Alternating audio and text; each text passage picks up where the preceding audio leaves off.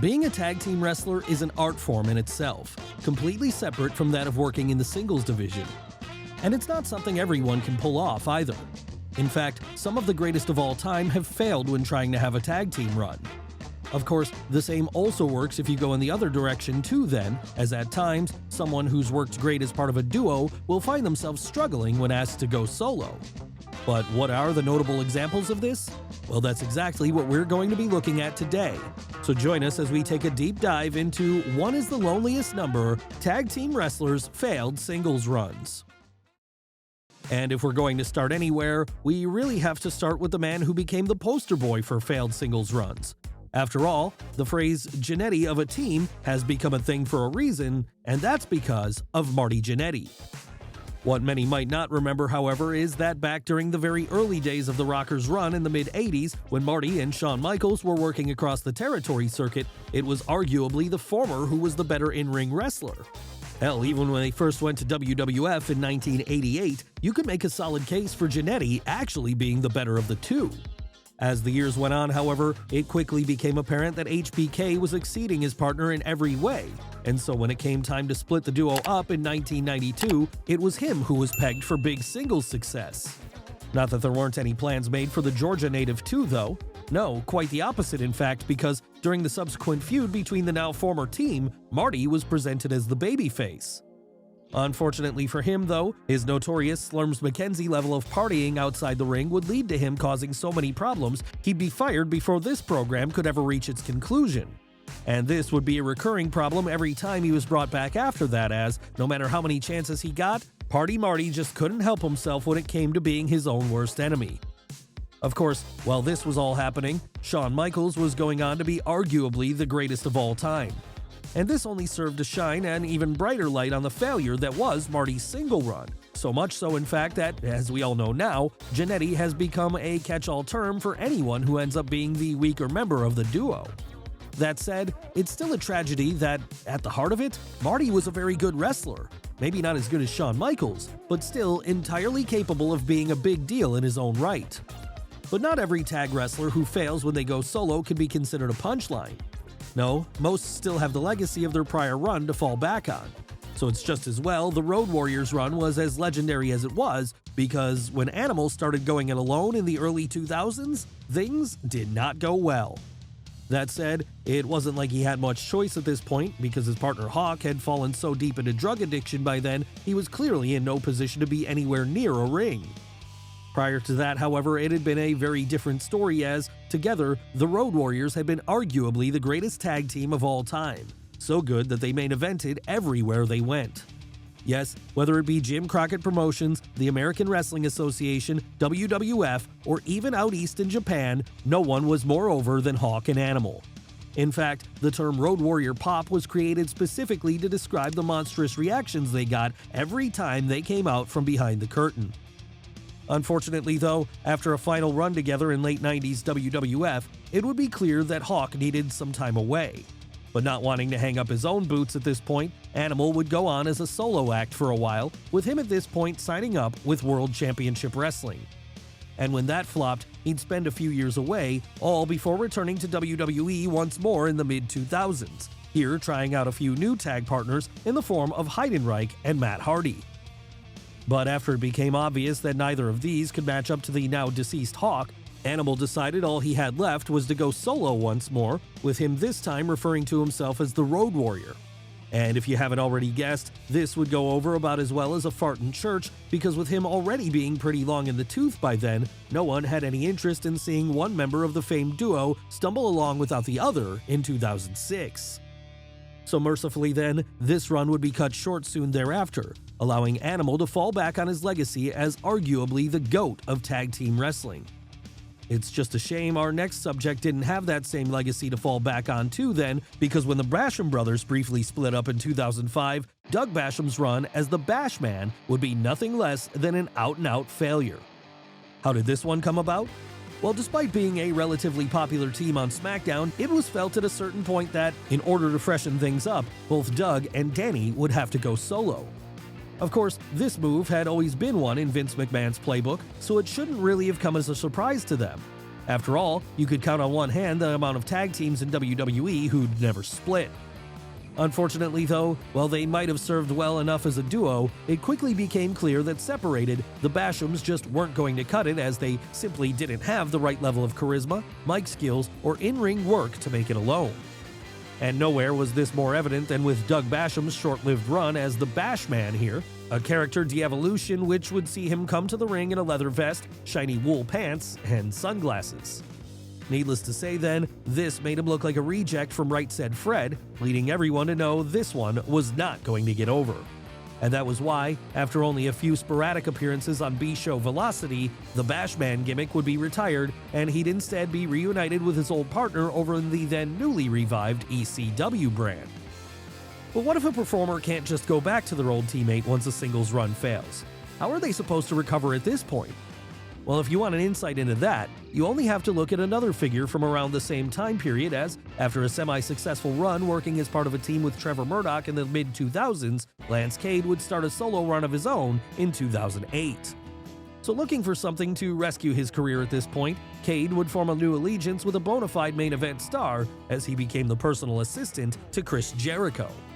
And to make matters better, this was Jericho during one of the best runs of his career, as he was then playing the quiet suit and tie-clad villain. Unfortunately for his new assistant, however, the Canadian was so good in this role, it meant Cade quickly fell into the background whenever he was on screen, as he simply couldn't match him with the same level of charisma. Not that there weren't attempts made to push the focus onto him, though. No, at one point during Y2J's now legendary feud with Shawn Michaels, his protege would even score a pinfall win over HBK during a tag team match.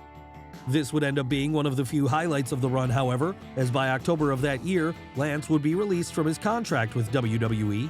And while the reasons for this are still unclear, former head of talent relations Jim Ross has since gone on record as saying that Cade made a major mistake while utilizing bad judgment, leaving fans to wonder what exactly he means by this. Had he stuck around for a while longer, could this singles run have caught fire? Maybe, but we'll never know that now. What we can say for sure, though, is that no matter how long Charlie Haas stayed on SmackDown in 2008, he was never going to get his impressionist gimmick over. But let's rewind for a little while here, because in the years prior to this, Haas had made quite a name for himself as a tag team specialist, working alongside Shelton Benjamin as part of the world's greatest tag team. And sure, while there had been periods where the two had gone their own ways and tried out solo runs, in the end, they'd always come back together, as that was how they worked best. This would all change by 2008, though, as at that point, the run of the world's greatest tag team in WWE would be over permanently. And so, realizing he needed to find something that would get him over as a singles wrestler on a more long-term basis then, Haas would start impersonating other performers whenever he came down to the ring in August of that year. Of course, we shouldn't have to tell you why this one failed. After all, it's clear for everyone to see.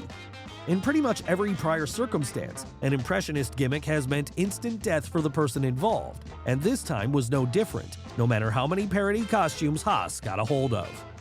Yes, it didn't matter if he was pretending to be Hulk Hogan, John Cena, Stone Cold Steve Austin, or even Beth Phoenix. No one cared about seeing the once former tag team great desperately trying to keep his head above water in the singles division in this way. And that was why, by the time 2009 came around, he'd have abandoned the whole thing and returned to just being himself, something which also didn't work out well for him, as by 2010, he'd be released from his contract. Still, it wasn't all bad. At least he technically only had one terrible gimmick he had to endure. And while this was undoubtedly a bad gimmick, it never saw him be portrayed as someone who, at different points, was both in an incestuous relationship with his mother and was beating up his girlfriend. Burned this one out of your memory already? If so, then you're one of the lucky ones, because when it comes to the rest of us, we can never forget the saga of Headbanger Mosh when he became both Beaver Cleavage and Chaz. That's right, this entry is a 2-for-1 because we couldn't decide which of these was the worst. Of course, it wasn't always this way for Mosh though, because in the mid to late 90s, he'd managed to get himself over as a popular tag team act alongside his partner Thrasher when the pair formed the Headbangers. By 1999 though, it was clear this gimmick was getting a little old, and so, when Thrasher fell to a knee injury in May of that year, it was decided that now was the time to move Mosh over to the singles division and try him out there. The only problem was that Vince Russo was writing the show at this point, and while he did usually have the filter of Vince McMahon to weed out his worst ideas, Apparently, the boss was off on the day he came up with Beaver Cleavage. Who was Beaver Cleavage? Well, he was supposed to be a parody of the character of Beaver Cleaver in the 50s sitcom Leave It to Beaver. With a twist, of course, that was, because while the original show had presented an all-American white picket fence family, Vince Russo decided to put a dark twist on this by having Beaver Cleavage's mother act as his valet. And whenever the two were on screen then, it was not so subtly implied that they were in a romantic relationship, something which was too much for even the late 90s audience to endure. So that was why, during a work-shoot promo thereafter, Mosh would seemingly abandon the character live on an episode of Raw, claiming he could no longer portray it and that he needed to do something new. Unfortunately for him, though, that new character would end up being Chaz, someone who, while no longer in a relationship with his own mother, would continue to court controversy when it was revealed that he was beating up his on-screen girlfriend, Mariana Kamlos. And this was supposed to present him as the ultimate heel, a figure that was not only hated by fans but his co-workers too. That said, no one was ever going to be able to get such a gimmick over, not even in the 90s. And so that was why, by the end of the year, it would also be scrapped as instead, Mosh returned to teaming with his old partner Thrasher, and the whole thing was swept under the rug. It's just a shame Chris Harris couldn't do the same for his own failed singles run in WWE then, because when he joined in 2008 and introduced the world to Braden Walker, it would pretty much kill his career stone dead. Prior to that, though, he'd been a very successful tag team wrestler over in TNA where, alongside James Storm and Gail Kim, he'd formed America's Most Wanted, one of the most over pairings the company had at that time. Hell, so successful were they'd even managed to win the NWA World Tag Team titles on 5 separate occasions, all while regularly putting on some of the best bouts seen down in Nashville. And even after that was done, Harris had managed to have a brief successful solo run there too, where he got to mix it up with the likes of Kurt Angle, Christian Cage, and Dustin Rhodes. So when he signed on the dotted line with WWE in 2008 then, big things were expected of him as his reputation already preceded him. Of course, those expectations would quickly have to be reassessed after he made his debut on the July 8th episode of ECW, because there, he instantly nuked his career with one line, "Knock knock, it's Braden Walker, and I'm gonna knock your brains out." Yes, in the space of 12 simple words directed at his opponent for the night, Armando Estrada, the era of Walker was over, as after a line this bad, nothing was ever going to get fans to take him seriously again. So that was why, just 1 month later, the former NWA Tag Team Champion would be unceremoniously released from his contract, as he instead spent the next few years on the indie circuit trying to rebuild both himself and any of the momentum he once had. And spending some time elsewhere trying to rebuild themselves is something our next entry can also understand, because while she has been able to recover by working for the likes of Impact, it looked grim for a while when Peyton Royce went solo back in 2020 WWE. But perhaps that was only to be expected because, up until that point, the Australian-born star had pretty much been attached at the hip to her tag partner and real-life best friend, Billie Kay. In fact, so closely intertwined were the two, it was impossible to think of one without the other, as they would always work together during matches and would often even finish each other's sentences in promos.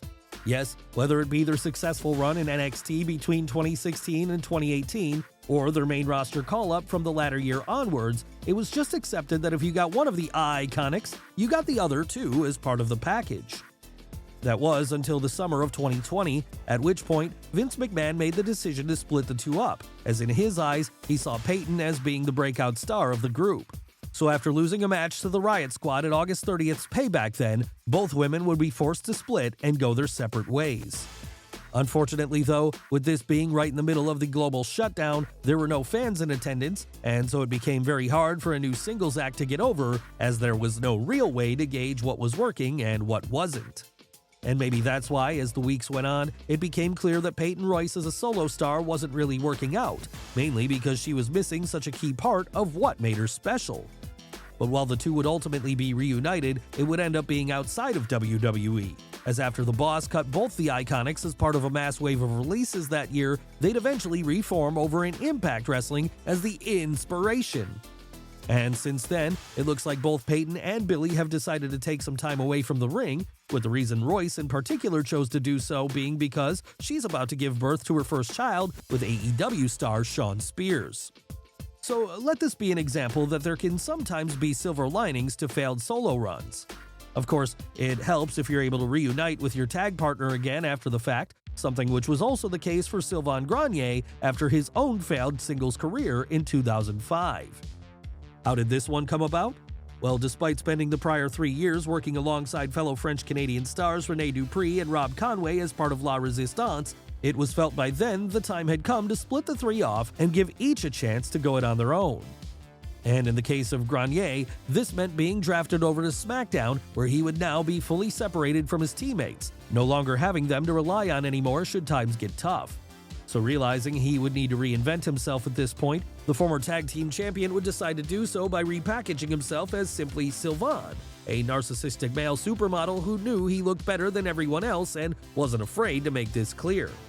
How he chose to make this clear left a lot to be desired, however, as instead of coming to the ring proudly waving the French flag as he had done before, Sylvan would instead walk down the aisle every week to pretty bad techno music, all while wearing sunglasses and speaking in a light European accent, which made him feel more like Alex Wright than anything else.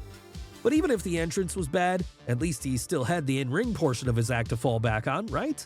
Well, not really as it happened, because never really excelling above the level of competent wrestler, the heel would struggle to wow fans with his subsequent performances against the likes of Hardcore Holly. That was why, come 2006, he decided to mix things up all over again, with him this time reintroducing himself to audiences in pre-taped vignettes, revealing himself to be the new ambassador of Quebec. And his reason for this change in role? Well, he wanted to bring peace between French Canada and the USA, a facade which quickly fell away as this soon became yet another story of evil foreigners encroaching on America. But while this might have worked better in another era, by 2006 it was pretty out of touch with the times. So needless to say then, this gimmick would also not be long for the world as, following a lengthy losing streak, Sylvan would have given up on singles action when he returned to Ohio Valley Wrestling so as to re-team with his old partner, Rob Conway. That said, what if you can't go back to your old partner? What do you do then? Well, this is exactly the situation our final subject today found himself in at the end of the 2000s, as after previously playing the role of Jesse, tag team partner and handler of Festus, Ray Gordy would be repackaged as Slam Master Jay. Yes, there's a pretty good chance you've forgotten this one existed entirely because, really, it didn't last all that long. Of course, that's not much of a surprise, as the gimmick of wannabe white boy thug was already dead on arrival in 2009, so much so that after only a few weeks of debuting it, Gordy was barely getting any TV time at all.